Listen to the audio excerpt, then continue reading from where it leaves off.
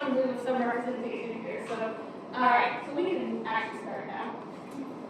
Alright, so like I said, I founded a company called Boules Consulting 7 years ago. So I graduated 8 years ago. So that shows you how long I lasted in the corporate world. Okay, 1 year. And so if I were to summarize what we do, we are a social impact consultancy specializing in public policy, especially in the economic sector, social impact sector, and climate sector. I started with by myself, pretty much an employee for hire, and we'll talk about how I started it. But over the years, I built and built and built, and we still have a lot more to go, but now we are a company of 5. And every time I added someone to my team, the company grew, the company ethos grew, the future of what could be grew. And so I love my team, which is why I wanted to show them today, because honestly, like, I need nothing without them. They're amazing. So here's just some of my biggest wins before we go into the meat of it. Things that I'm really proud of that we've achieved over these last years. First, our bread and butter is grant writing. And in 7 years, we've raised $85 million through grant writing for really important social impact, climate, and economic and workforce development programs. This is typically a figure that you get within a career. So like over your whole career, you've raised this much. We were able to raise it in 7. Anyhow. Something I'm super excited about that's full circle is we just completed an economic impact analysis for the city of Riverside for the Cheech Marianne Center for Chicano Arts and Culture. So I was a student at UCR when the Cheech came to the Riverside Arts Museum to talk about how we wanted to start a museum. And so it was so cool that we won a contract to actually do an economic impact analysis to see how the museum positively affected the economy. And it actually just recently got published, so you can take a look at it. Yeah, very cool project that we got to complete. Also, we worked with the state of Oregon. We had a contract with the state of Oregon to help BIPOC-led nonprofits secure funding. We were able to secure $10 million in funding for that. Most importantly, 25% of all awardees were people who were served by our organization. So we, for those of you taking the program evaluation, if any of you are taking it, had a statistically significant positive impact on the people that we serve. And just also a full circle moment is we actually supported a workforce development plan in the Licking Valley with Berkshire Hathaway Energy Renewables and Imperial Valley College. It's full circle because I remember learning about the Salton Sea when I was in my master's program, way before electric cars were anything that people talk about regularly. And we were talking about how do we get this to the pest community out of its fun. And now that community is, the whole world has its eye on it because it's the Licking Valley. So it was very cool that we got to work on the project there. And also something that I just think is super cool is we worked with a whole bunch of climate tech startups. It's just really nice to see people really laser focused on a single problem and a single solution, and it made me feel like we have hope for the world. So like I said, I'm a UCR student. I have a lot of UCR pride. UCR was like a bosom. Like it was something that we nurtured. We were nurtured in it. So my husband, I met him at UCR. Say hi to he actually also stayed for his master's too. So we both have 2 bachelor's degrees from UCR and 2 master's degrees. So we are 4 degrees. And Amy, my friend, is also from UCR. You don't have to do this, okay? But so I loved UC Riverside. UC Riverside was like a cocoon, not just of diversity, but a place that told you that you could do anything you wanted to do. And not just that, but they actually took the steps to push you out into the real world, and they supported you. So Mark Manley, for example, he was such a student advocate, and I so appreciate him. Mark was there pretty much every step of the way, nurturing me, pushing me to do new things that we'll talk about, just making me feel like I could change the world. And my teammates and my classmates, we could change the world. We could make it happen. So here's actually just some pictures from life at UCR. This was actually, just to tell you, this was, I don't know if you guys still do these, but whenever we finished our public policy internships, we would give a speech at the end. And I remember I gave the speech, and Professor Ron Loveridge came to me and he said, that was the best speech that I've seen all year. And I was like, he was like, well, I want to do something for you. What can I do for you? Again, it shows how great UCR And I told them, I really want to be on the Innovation District's task force for the mayor. And so Professor Loveridge connected me to the mayor, Mayor Dusty at the time, and the mayor put me on that task force. That task force is why we have those condos in downtown Riverside and like to stimulate mixed-use housing. That was because of Professor Loveridge, because he liked my speech. So when I say that they supported us, I mean they really supported us. This is me, of course, at the UCR Sacramento Day. I don't know if, again, if the master students still have this, but we got to visit the Sacramento Capitol, and it was just a lot of fun. And this is me and Tony at Exhibits Rights March. We were legal observers, and funny enough, Tony was on the front page of the Press Enterprise. And he was just there because he was my plus one. Yeah, I'm not. Just kidding.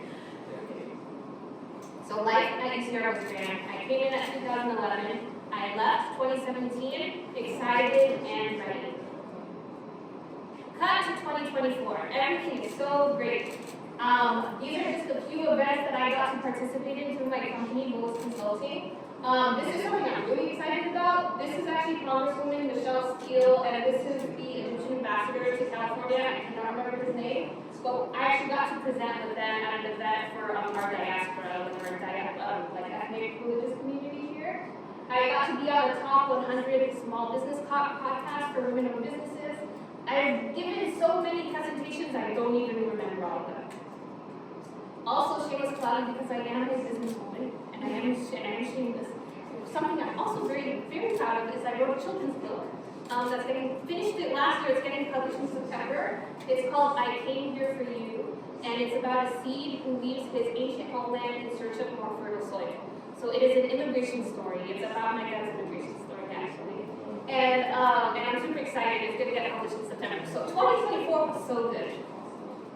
So everything seems great, right? It's like, wow, I was a very successful student, so successful, everything was so easy, and now I have this business and everything is so easy, and I get to work on these cool projects, and it's all going well, and it was like success to success to success, right? Nothing bad happened, right?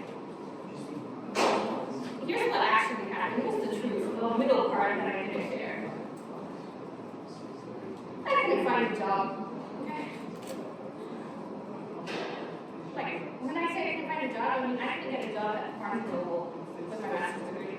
Okay, I'm not trying to. Actually, let's just do it in chronological order so you understand what really happened. So Mark Mandeline, being the amazing student advocate that he is, connected me to an internship at the county CEO office. So I got to have FaceTime with the CEO of Riverside County. There was an opportunity for a full-time job, so you can go from intern to full-time to entry level. Didn't get it, got passed over for an accounting major. I'm not that bitter, but it's okay. They ended up sending me to the public health department. I worked for tobacco control, and I loved my job. It was so great. The only problem was I was getting paid minimum wage, which was not enough to pay bills. At this time, I'm married already, so I got married halfway through my master's. So we need to pay the rent. Okay, minimum wage is not going to cut it. But worse than that, something I'll never forget, and this was a turning point. Really, what started to plant the seed in my mind for why I was going to start my company, is my boss, who was a lovely woman, great woman. Honestly, nothing. She was a great woman, but she came to me one time. Well, let me go back. I was bored at the job because I love the work, the tobacco control work, and so I would, like, in my free time, optimize workflows. I would, like, come up with a strategic plan for them. I would, like, try to find other funding for them. Like, and then I'd bring it to my boss, and I'd be like, look at what I did. Look at what I did. This can make us more efficient. This can make us more effective. I was super excited. Then my boss, she pulled me aside, and she said, Marianne, you are great, and you are smart, but you have too many ideas. And if the higher-ups notice, they're going to fire you. Thank you, Mom. So, very dejected that I was too into my work, that I was going to get fired for liking what I do too much. So I ended up applying again. I'm like, maybe I just need a different department. I ended up getting a job in the IE at a county hospital. Similar kind of situation, this time a bit more toxic. I actually liked my work environment in the last job. This one was a bit more toxic. Within 4 months, the whole department actually disbanded. But I remember asking my boss if I could do a fellowship, a Women in Public Policy fellowship that I was so excited about. And again, I could see so much of what I could bring to the hospital. And my boss was like, absolutely not. No, you may not. And I was like, I can do it on my own time. And she's like, no, I will not give you time off to do this professional development. And so, like I said, the whole department got dissolved, so I found myself unemployed. So I had no job. At this point, I'm applying for jobs. Actually, Professor David Brady, I was telling the students, he was also such a good professor. Shout out to Professor David Brady. I told him I couldn't find a job, and he moved heaven and earth to try to find me something. Like, he emailed everyone he knew to try to get me any job I could get, and yet nothing could materialize into something that paid me. At this point, we enter the post-college blues. So this is something I didn't know existed until I went through it. I don't know if you guys have heard of it before. But the post-college blues is this, it's almost like, well, I think we also call it a quarter-life crisis, right? Yeah? I see you see me, guys. So, a quarter-life crisis, so it's when you have the pressure, like the pressure to find a job, you can't find the right job. When you're moving back with your parents, of course I couldn't do that because we were married, so we were just broke. Something like feeling a failure to launch, which is really what I felt like. Like I felt I had all this, like there's so much I wanted to give, and no one would just let me give it. Like no one would just give me a chance, like I would prove myself to you, no one would let me do it. Student debt, of course. Good luck to you guys too. Yeah, you guys can do it, and me. And in comparison with friends, so my classmates, some of my classmates were just as like down on the left side. Some of my classmates got jobs at PTs immediately. Like they just had the right opportunities, like just everything worked out, and they got really nice jobs. Some of my friends were already working for like the governor, right? Like we had some really impressive people at cohort 1. So like I was comparing myself to them, and I'm like, wow, I'm unemployed, I can't get a job at Barnes & Noble. And then of course overwhelmed with the next step and changes. But I'm not someone who moves around for long. I read, and then I brush myself off, and then I get back to work. And so here's how I got out of it.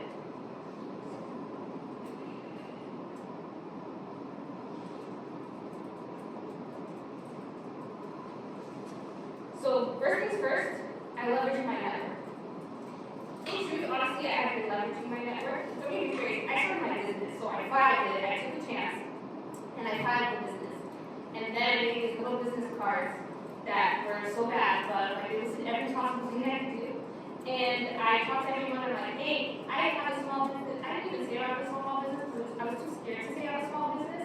I was just like, hey, I'm freelancing now. Like, do you have work? Like, it's pretty much all. Do you have work? Do you have work? Do you have work? So on TCR, another TCR. That was like also where David Brady was like really working overtime for me.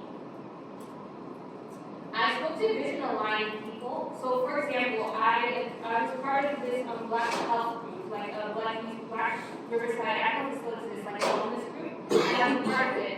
And there was a woman there who had a nonprofit, and I was like, hey, do you have work? And she's like, yes, you could start Monday, it's $15 an hour. For 3 days a week, I expect you to be in the office. And I was like, great, my first client, I got her. And I worked for her for 2 years. So I was basically an over-glorified employee, or under-glorified? Underpaid for sure. Okay, if I was an employee, I was not a freelancer. I was working in her nonprofit as an employee for $15 an hour, no health, no benefits, okay? So, but she had the same vision as me. Like, she had a vision for making the world a better place and greater health equity, and that's something that I cared about. And I ended up working with her for 2 years, and those 2 years taught me so much, and I'm so thankful for that time. Because she taught me a lot about what to do, and also what not to do when running a nonprofit. And I was able to leverage that to get my second client, and my third client, and my fourth client, until all of a sudden I have a bunch of clients, and wait a minute, oh my god, I'm actually paying some of the bills. This is really nice. And like I said, literally people I met at events. To this day, actually, my employee currently has been come here, and then I ended up sending her to an event at LAX to shake hands and pass out business cards. So literally every time you go, shameless. Okay. Also, something that I cannot stress for all of you, and we talked about this too with the students, is I ask myself what I really wanted. Raise your hand if you've heard of Icky Diet before. Okay, yes, yeah, I told Mark, of course, my brother knows. Alright, so this is something I took out have a journal. I'm a journaler. And this is a practice I did every day for weeks and weeks and weeks, where I would write and write and write. Tear the page, do it again. Tear the page, do it again, until I really narrowed in on what I want. So Ikigai, for those of you who don't know, you could just Google it. It's like on Pinterest and Google images and stuff.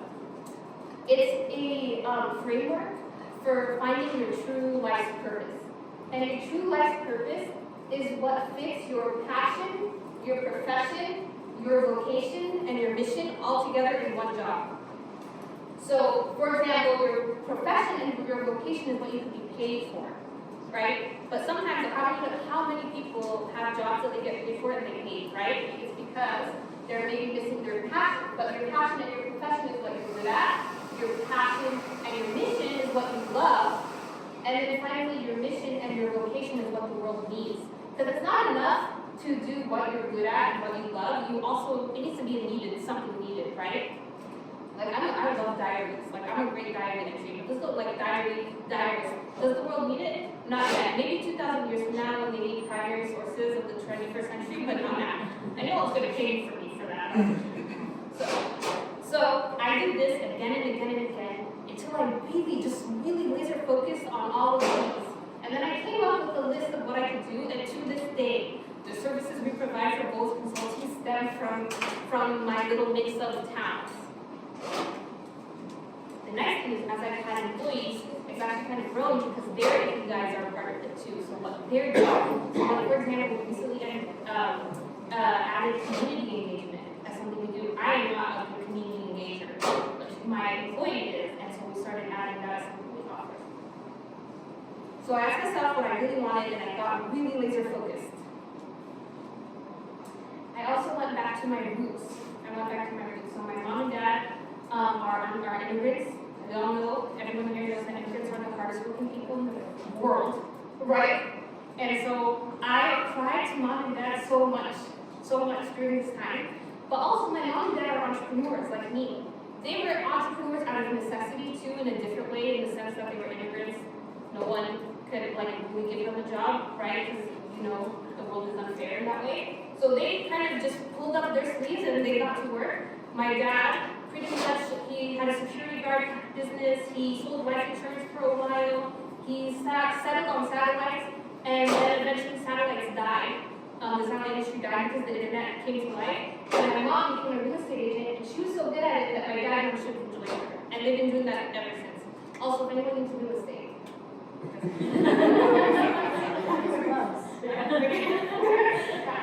Come back to us in 5 years when you guys are ready. Alright. So I went back to my roots. My parents taught me the power of perseverance. So I remember one time I was crying to my dad. I was like, Baba, I need $3,000 a month to live. Like, Tony with his teaching job is bringing 4. Our monthly expenses are 7,000. How can I possibly get 3,000? I need that 3,000. What am I going to do? And I remember Baba being like, need. That word, need, that's your magic word.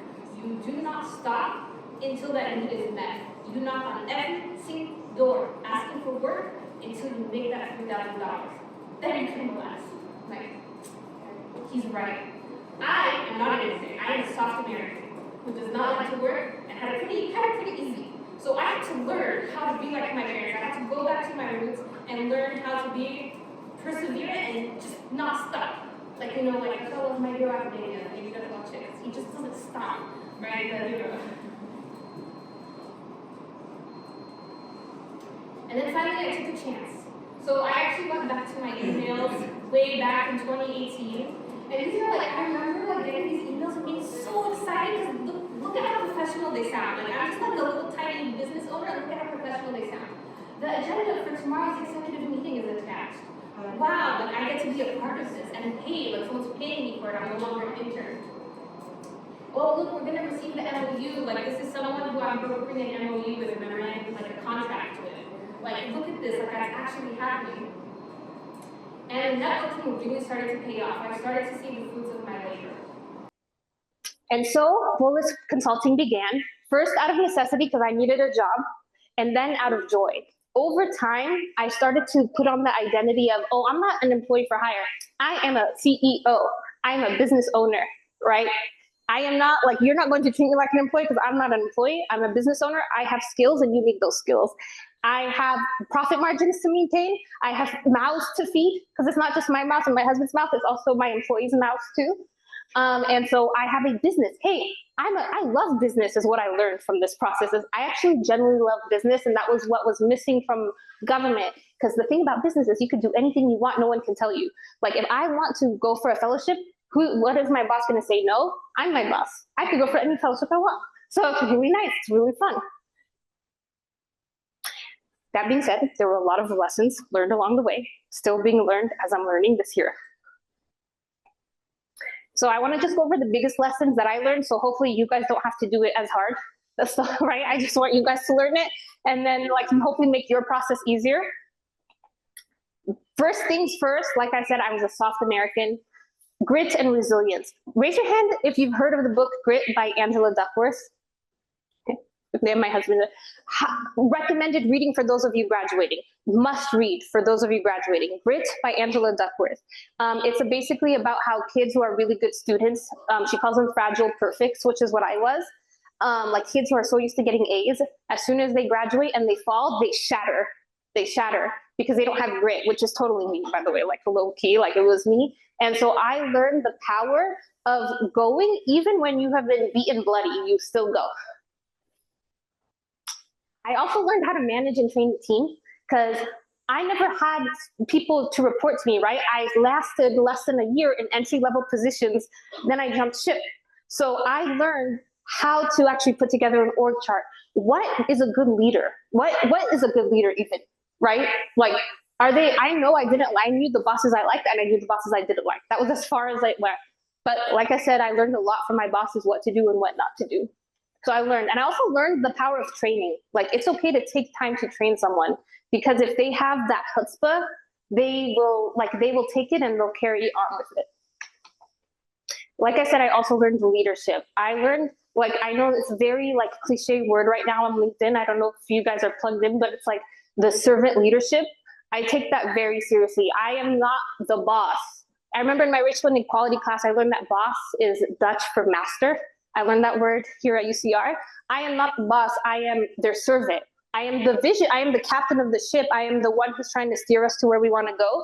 But I am there. They're there to help me, but I'm there to serve them as well. And then also, most importantly, like the immigration trauma, I have severe scarcity mindset. So I am I am someone who's like, oh my God, I need to hoard, right? I learned that is toxic and poison for business because when you have, I'll give you an example. When you have a scarcity mindset, even let's say you guys are looking for jobs, a scarcity mindset is the kind of person who'll take the first job that comes along, right? Or for me, I'll take a crappy client, right? Who I just know is going to ruin my life, okay? But an abundance mindset says, no, there's other jobs out there that are better fitting for me. So I am still learning this, to be fair. These are all lessons I'm still learning every day. But this is a big one, is like healing the immigration trauma and transitioning to an abundance mindset. Looking to the future, public policy in 2025. So when I spoke with Mark in November, I was on top of the world. This lecture was supposed to be my victory lap. Like, I did it, guys, I did it. Like, and you can do it too. Like, it's so, I figured it out. I figured it out, okay? Okay. It all started about 3 weeks ago on I don't pay attention to politics because I am just too tired, okay? I just focus on my job in public policy and I just focus on the things that I do, like my specialties. So I remember 3 weeks ago, first meeting of the morning, Monday morning, I'm excited. I'm about to attend, I'm like on this, I'm a chair for women-owned businesses in California. And I open it and the first meeting is like, so what are we gonna do with now that that executive order has passed? And I'm like, what executive order? And I look and an executive order has been passed to ban DEI. I am a certified women-owned small business. That is a DEI measure, and that is a certification I use to get business. It's like it's accessibility, right? Accessible pathways to big contracts, right? You could either play golf with the guy or you could have your women-owned small business. I did not want to play golf. I'm not good at it. Also, I don't have the money to play golf. The women-owned small business certification was my pathway into those businesses. Then next meeting, next meeting, next meeting. Every meeting I'm having, it's like things are setting on fire. So I'll give you, and within a week, basically, my entire business went down to zero, like exploded into nothing. Because everything I do, climate resilience, social impact, right? It's all gone. Here's an example. You can't read it. This is an email I got where my heart sunk. This was a huge contract with the state of Oregon that I was super excited. It was going to carry me and my team for like 3 months. Okay, I was really excited. We signed everything. We won the contract. We're ready to go. They sent me the sample contract. I'm like, great, send me the real contract. Let's sign. Let's do it. She sends me an email and she says, actually, this program has been put on indefinite hold due to legislative issues. $20,000 up in the air like that. Just smoke. And that kept happening. That kept happening. Remember, our bread and butter is grants. They ended up freezing grants, right? Even like projects that have been funded have been taken out of those people's accounts, probably illegally, but that's for the lawyers to decide. But basically, my entire business model has collapsed, right? My business model is government contracting. I work with governments to do these projects, right? So this is not my victory lap. This is actually me coming to you guys humbly to tell you that you're always going to have to figure it out. Like, just when you think you figured it out, you will fall down again and have to figure it out all over again. That being said, it's not like I'm starting from zero, like I'm a fresh master's graduate. The lessons I've learned will carry me through this next phase in life. And so here's how. Grit and resilience. This is a lesson that I learned. If this had happened to me year one of my business, I would have ditched my business so fast and got a job in like construction or something. Okay? And I'll be honest, there was a feeling like when this first started happening, I'm like, okay, time to jump ship. Time to, like, we had a good run. But, I'll go to real estate with my mom and dad. Like, and so like that happened. But I had to remember the power of resilience. Like, you know how a lot of people, like that famous statistic that most businesses fail after 1 year? It's 2 out of 10 times, it's because the business model wasn't strong. Hi, Carolina. Hey, that's my employee. No, all good. So grit and resilience. So what was I saying?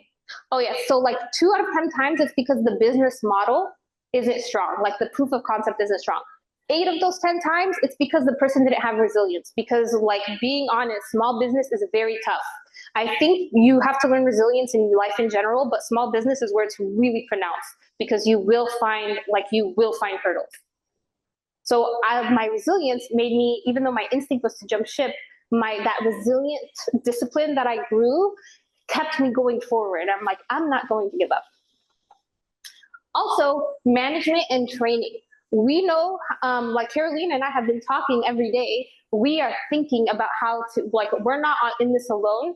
I've built a team and my team is amazing and we are figuring out our way out. Like, we are in a ship in like the Odyssey, with the whirlpool and all that stuff. We are finding our way out of that whirlpool. We're going to work together. It's not just me alone. And same with leadership. Actually, something really inspiring happened like a few days ago. Melissa, my other employee, she did all this research because I was telling her, okay, grants are dead. We cannot rely on grant funding anymore. There's some state funding, but it's basic supply and demand. The supply has tanked. So, and we're a small business. We're not going to compete with the large businesses. So we can't rely on grant funding anymore. And Melissa did all of this research without me asking her. And she put together this huge document of ways we could get funding through tax dollars instead of grant dollars. And she found a list of people that we could contact, and like she came up with the work and she was so excited. She was like, I'm talking too fast because I'm so excited. And it was so touching because it made me realize I really am not alone. Like, we, like that team, like we are that team. We are like, and it's so nice because it's like she has the same vision as I have of making a difference. And like, she's not going to let this thing die either. And then also abundance mindset. So we are working on diversifying away from grant dollars. Like I said, we're also diversifying away from government contracting into other social impact tangent projects that aren't necessarily government related, or even more like municipal projects rather than federal projects. So we're working our way. Also back to the leadership, something else I'm doing is, I'm thinking about what can I do with everything going on. I am a tiny person, but there's some few things we can do. So, I'll end this with, this is just me with Scotty the Bear in 20 something, 20 something. I'll end this with saying that sometimes when everything started happening, when the ship that I had built, like this business I had built had started to tank, a part of me was wondering, should I have gone back? Should I have just gotten a 9 to 5 all those years ago and I wouldn't have been in this predicament? And I thought about it, and the answer is no, because ultimately the things I was able to achieve, the freedom I was able to have, the team, I got to build my favorite team, right? Out of all the jobs I've ever had, these are my favorite team, right? My favorite coworkers. And the freedom that I have to do what I want to do. Like I said, I was someone who had so much energy to give. And now I have a funnel to give it through. Like I have somewhere to give it through. And so for those of you, you might feel like you are at that level. Like I said, when you guys graduate, come talk to me. Because like I said, you're not alone. We're never alone. We feel like we're alone, but that's the biggest lie that we tell ourselves. So, thank you.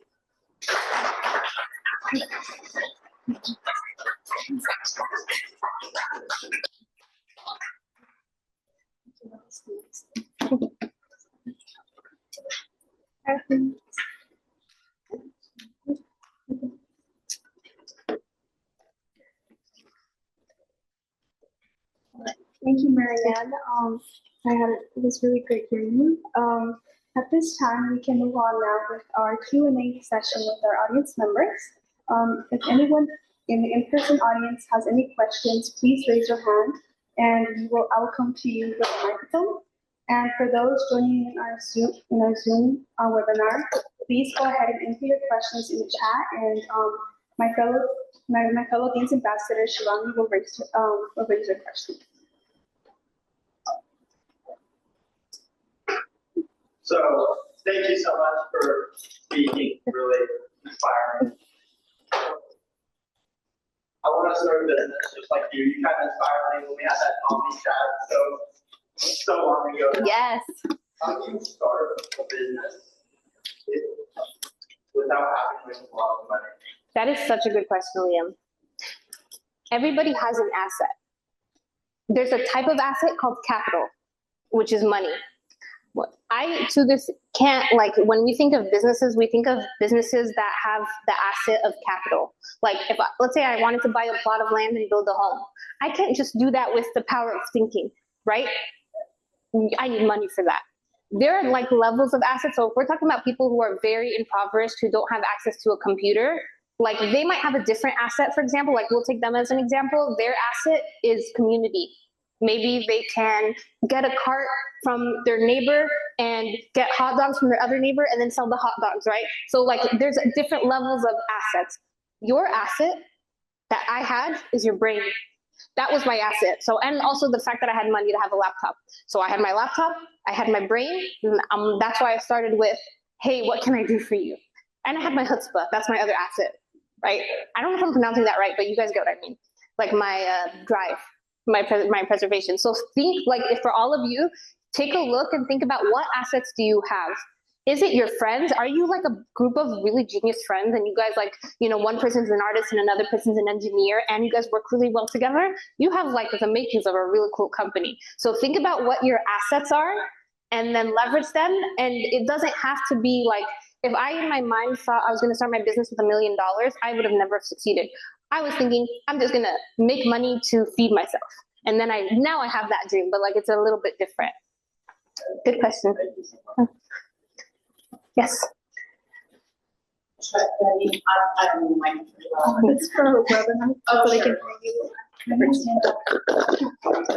Hi there. So I got my MPP in 2023, and then in 2024, I wanted to try something different. So I went to this nonprofit, for-profit, realized that they're so big, very status quo, that we didn't align our missions, right? So then I took the leap as well. Congrats. Yes, it's very exciting and scary at the same time, but so was school, y'all, so y'all can do it. What I'm getting at is, and I'm doing consulting as well. That's what brought me here because I wanted to learn from you and I have a lot of questions, but we'll stick to 3. No. Why did you decide to go the government route? Because my thought is, let me apply with philanthropists that align with my vision. I do not want to deal with government at all.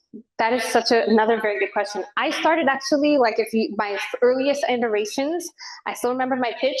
I am a nonprofit consultant specializing in small to mid-sized nonprofits. So I started with nonprofits actually. I'm interested in philanthropists, but what happened was, back to that asset piece, I realized my asset is like the nonprofits. I started with them really because also like small nonprofits will take a chance on like some, 22 or 24-year-old girl who like doesn't have, at the time, felt like I didn't have much to offer. I did have a lot to offer, but and then I built my resume and then I leveraged it to get government contracts. And the reason why is because I was thinking about my assets. I am a stuffy data analytics. Like, I love bureaucracy. I know, please don't hate me, but I love like regulations and like compliance and contracts. Like, I am that person. And then also what I could actually we were talking about this, what I can offer to society is I am good with understanding how systems can help or hinder us. Like, I don't know, it's just the talent that God gave me, is that I'm good at understanding how things work together for our benefit or for our disadvantage. And government really is the ones who service that system. Nonprofits are the people that kind of fill the gaps. But I wanted to get into the government side. Like, I wanted to be a part of the system building, which is like when I was setting the vision for my business and like doing my ikigai, that was the end goal. That was why I worked for government in general, is because I wanted to change the system from the inside, realized it wasn't for me. Still want to change the system, but I could do it with government as a partner rather than me being beholden to some person, in the corner office or whatever. So besides this past few weeks learning what has come nationwide, are you still suggesting that we work with government? No. No, just kidding. I'm just kidding. It is a tough industry though. I will not joke about that. It is really tough right now. Like I said, I'm losing contracts left and right, losing opportunities left and right. The thing about government is I'll probably still work with government, but through my thought leadership, because no one's going to pay for, right? Like, the contracts are far and few in between. So I'm going to still do my part, but more as a volunteer. And like I'm kind of diversifying into capital infrastructure, for example, because I really want to make sure that when people build things, first, there's enough roads for people to escape when there's a fire, right? So we don't have traffic and all that stuff. I want to make sure it's earthquake safe. Also want to make sure it's green. Right? I don't want to put more burden on our energy system. So we're thinking about ways, like, what other facets of society need systems to, that we could support with our core competencies. Good question. Yes. Could you talk a little bit more about how you were funded to support one of the master's program? Yes. Yeah. Also, could you also share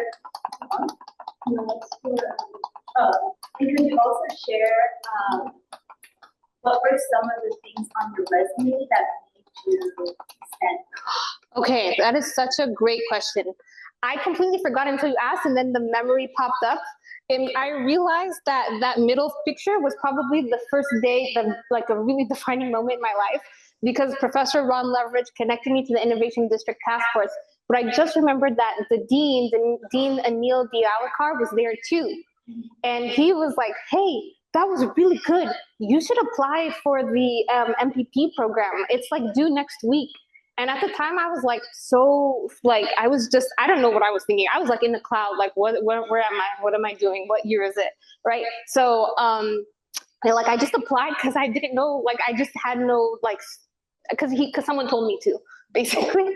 And so that's how I got invited. And actually, shout out to Anil Dialekar. He gave me a full scholarship from his own money for it. So UCR is so great. I will shout UCR's praises to the end of time. But yeah, good question. Oh, what was on my resume? The CEO internship, the public health program. I was on the City College Council of Riverside. I was pretty much just like you guys. I know you guys are all like me, resume, you were not just students here, we're all doing crazy stuff, like I was telling Samantha, how many kids come to an event in the evening dressed in suits, right? Special type of student, right? Yeah, no problem. Yes, Samantha.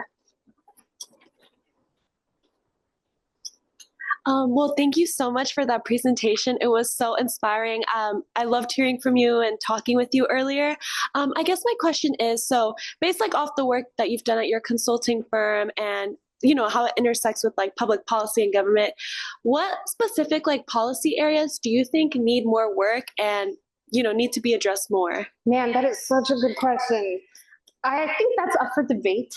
For me, I really care about climate resiliency. I think all the money in the world should go into climate resiliency, especially internationally, international coordinated efforts, because we're just not going to survive otherwise. Or we're going to survive, but it'll be a really painful existence. So climate resiliency, in my opinion, I think there's lots of opinions on that, and I think they're all pretty valid. But for me personally, definitely climate. Good question. Yeah. Yes, Liam. What do you think is the most effective way for you personally to get or to increase your client count? Yeah, well, Carolina is actually the secret weapon to that. So, like I said, Carolina, I told them already that you weren't here because you went to an event at LAX. The more people you know, the more people you're in front of, the more people who have a chance. A book I recommend for you is How Clients Buy, and it's a sales book specifically for consulting. Basically, people need to know you exist and they need to know what you do. In that moment, they might not be ready, but if you stay salient in their mind, which is a sociology term I learned at UCR, if you stay salient in their mind, when they need you and they're ready, they're gonna come knocking at your door. Yes. I just want to lift up for some folks who don't have work experience about volunteering, what you mentioned, right? So I started volunteering in the community 10 years ago, and it turned into a community organizing gig. And then I remember, hello, you have a network already.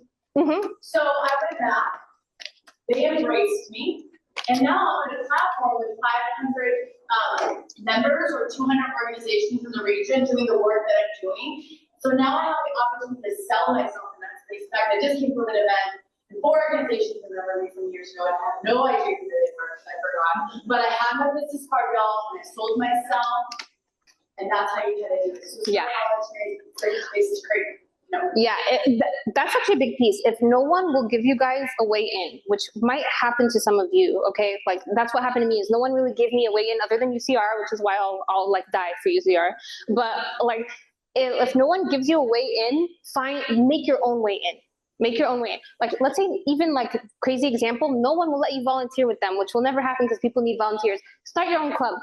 Start your club and then gather your own volunteers. So yes, make your own way. One of my business mentors, she always says, they didn't give me a seat at the table, so I just made my own table. So yeah. Thank you. Okay. Any other questions? Yes, Shivani.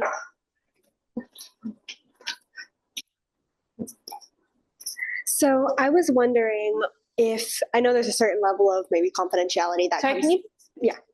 I know there's a certain level of confidentiality that comes with the projects you probably work on, but I was wondering if there's a specific project or something you worked on that you're most proud of, and what impact and why that was so important for you. Oh, that is so good. I think the money that I raised for nonprofits, because nonprofits are so small, just getting them $10,000, they do so much with that $10,000. But I think from a professional standpoint, the economic impact analysis I did is probably my favorite project. For a main reason, one, like I said, it's full circle. Also, I barely did anything. It was my team, Carolina and Melissa, who put it together. And it really showed wait, people can we're a team. It really was the thing that was wait, we're a team. I'm not on my own. I provided the high level strategy and the meetings, but Carolina, man, that was when I learned that she is an analyst genius, right? With no analyst degree, right? But she's so good at understanding numbers and how things. She did data analysis, she finagled it, and she was doing. And when we met with an actual economic analyst, he's like, "This is great. This is exactly what I needed." So yeah, that was probably my favorite project from a business standpoint, is getting that economic impact analysis done. Yeah, great. Thank you. Good question. Any other questions? I have a lot. Let's need one more. Yeah. So how did you build, what I'm experiencing is making myself credible and having that recommendation or testimony, right? So what are some strategies that you've done to kind of show folks that you're experienced, you're credible, etc.? Okay, so first I have a podcast about this. I'll send it to you. Remind me. I'll send you a podcast. Start tiny. So like I said, I started with nonprofits, like literally community who will just give me a job, $15 an hour. Use that to get a job that will pay me $20 an hour. Use that to give me a job that will pay $20 an hour, 25. And then I found people who would pay me for a project. So it no longer mattered about how many hours I spent because I'm pretty fast. So like now I could like actually do the work and not have to like go slow, right? Stuff like that. And then that was really good for hiring people too, because now I could actually hire people, pay them, and have like a small business margin to go back into the business. So start really small and leverage your way up. Also, of course, confidence, not like fake it till you make it, but not at the level of Elizabeth Holmes, where she straight up lied. You know, it's more like, I can figure this out. And there have been clients, I'll be honest, where I tried to figure it out. I failed. They were unhappy. I learned. I moved on. And I did better the next time. So like be confident. And then also like when like the way I got into government was I got first that RIP women's certification program that helped me get my first contract with the state of California. And then it was like a teeny tiny contract. And I used that contract to get my next contract with the state of Oregon. And today we won a contract actually with the city of LA, which is huge. Here's the thing with the city of LA, it's a grant writing contract as needed. There are no grants now. So we're probably going to see $0 from that contract. But you best believe that the next project I bid on, I'm going to say, hey, we have a contract with the city of LA. So, okay, right? So that's how that works. So yeah, confidence. Yeah. All right. Any other questions? Well, thank you guys so much. This was such a pleasure. Thank you.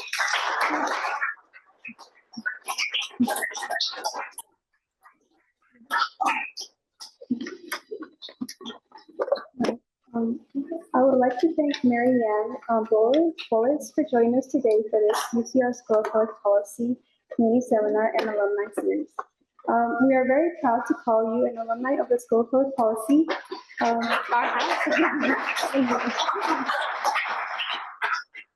Thank you as well to our audience for joining us today.